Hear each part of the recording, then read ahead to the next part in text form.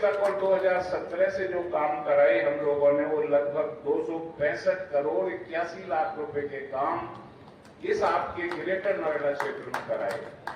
मैं कुछ गांवों के उदाहरण आपको देता हूं। जैसे कासना में हमने 6 करोड़ 73 लाख के काम कराए। एक छोटी सी मटहिया है हमारी नटों की, वहां हमने 1 करोड़ 9 लाख रुपए के काम कराए। एक क्षण में अगर हम स्मार्ट विलेज को छोड़ दें तो 16 करोड़ 53 लाख रुपए के काम कराए। प्यामपुर हमारा छोटा सा गांव है, वहां 55 लाख रुपए के काम कराए। बिरौंडा में अगर हम स्मार्ट विलेज को छोड़ दें तो 1 करोड़ 15 लाख के काम हमने 2022 तक कराए। उसी तरीके से डाढ़ा में 7 करोड़ 25 लाख, सिरसा में 3 करोड़ 39 लाख, खानपुर में 9 करोड़ 37 लाख, लुक्सर में 14 करोड़ 9 लाख। तो ये जो लिस्ट है ये बहुत लंबी है, ये मैं आपको उपलब्ध करा दूंगा। ये मेरे पास धनकौर क्षेत्र के 68 गांवों की लिस्ट है। इस कार्यक्रम का यही मकसद था कि हमने जो जिम्मेदारी आपने हमारी सरकार को सौंपी थी, हमने आपको क्या दिया। अभी आपने एक चलचित्र के माध्यम से उत्तर प्रदेश सरकार द्वारा किए गए कार्यों को विस्तार से देखा। लेकिन भाइयों और बहनों, जिस चीज ने मुझे गौरवान्वित किया वह है भारतीय संस्कृति की पुनर्स्थापना। वह संस्कृति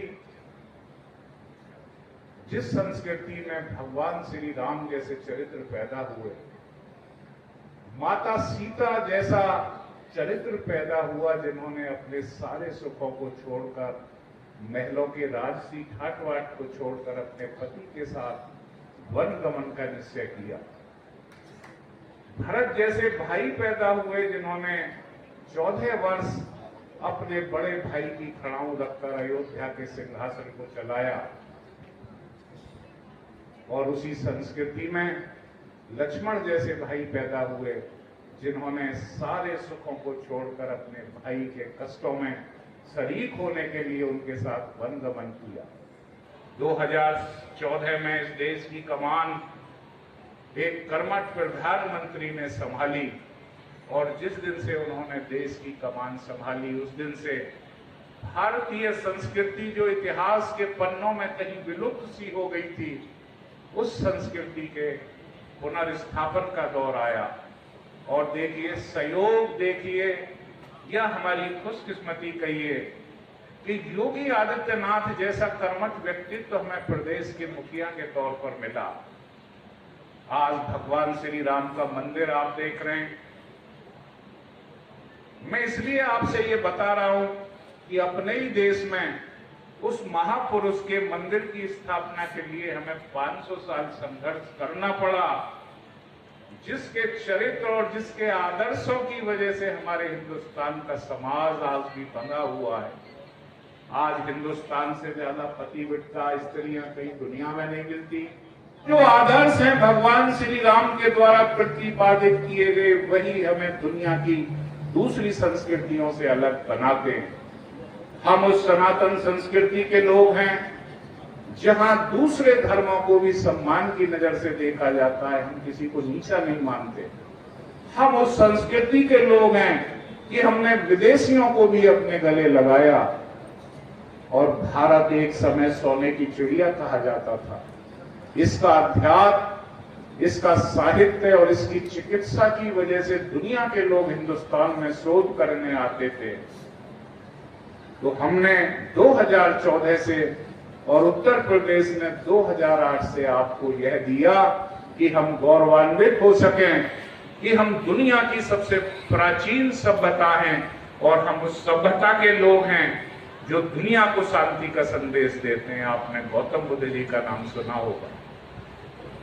यह हमें गौरवशाली क्षण और गौरवान्वित करने वाले क्षण हैं कि हमें ऐसे दो महान पुरोधा मिले, जिन्होंने इस मुल्क में लोगों को और आने वाली पीढ़ियों को हमें जानने का मौका दिया है। जो आज इस देश की 2nd नंबर की इकोनॉमी बन चुका है। कभी 6, 7वें नंबर पर 2017 से पहले हम आते थे।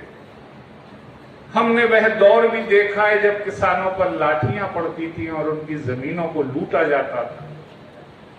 बड़ी बछेड़ा और भट्टा पारसोल की घटनाएं आपको याद हैं।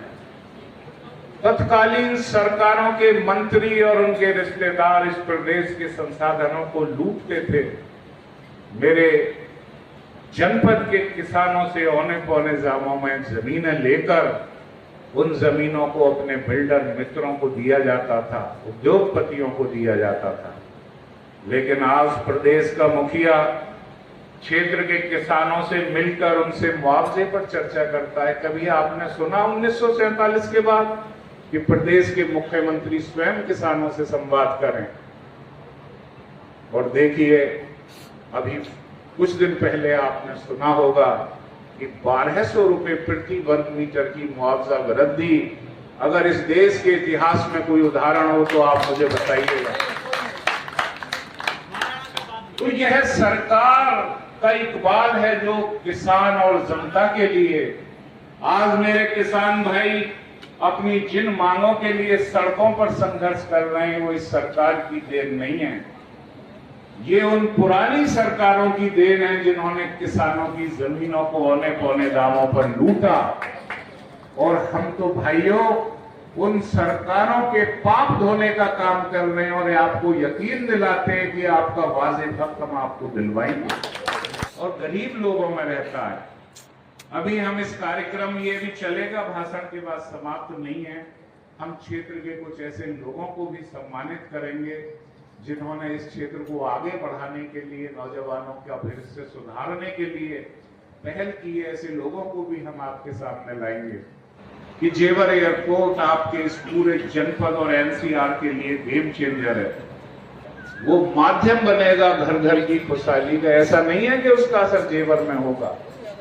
कोई भी बड़ी परियोजना आती है तो उसका असर होता है 250-300 किलोमीटर के रेडियस में। एक जमाना था जब मेरे क्षेत्र के लोग दिल्ली, हरियाणा में नौकरी करने जाया करते थे। आज मैं इस मंच से घोषणा कर रहा हूं कि आने वाले 5 से 10 सालों के बीच आपके रिश्तेदार आपके पास आएंगे कि हमारे बच्चे की नौकरी लगवा दें। इतने बड़े रोजगार का सृजन इस क्षेत्र में होने जा रहा है। और बहनें क्यों ना खुश हों, आपके लिए हम ऐसे टेक्सटाइल और अप्रैल पार के उद्योग ला रहे हैं बहुत तादाद में, जिसमें 70% स्थानीय महिलाओं को रोजगार मिलेगा।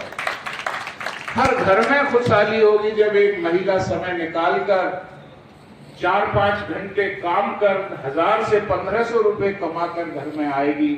तो बताइए उस घर के बच्चों का जीवन स्तर क्या होगा।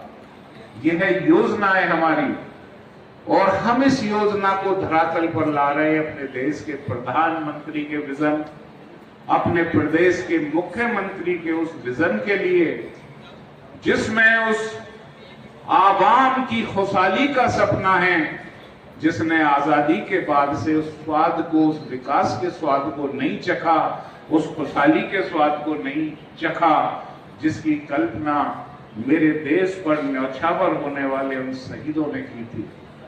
उन शहीदों ने चंद्रशेखर आजाद कुर्बान हो गए, पंडित राम प्रसाद बिस्मिल कुर्बान हो गए, और धन सिंह कोतवाल को कौन नहीं जानता। इस क्षेत्र में भगत सिंह जी ने बम बनाए थे अंग्रेजों के खिलाफ बिगुल बजाने के लिए। तो ये उन शहीदों का सपना था कि यह मुल्क दुनिया का सबसे विकसित मुल्क बने। उन शहीदों ने अपने प्राणों की आहुति इसलिए दी थी ताकि सर्वत्र खुशहाली हो। और उन्हीं सपनों को मेरे देश के प्रधानमंत्री और मेरे प्रदेश के मुख्यमंत्री पूरा कर रहे हैं।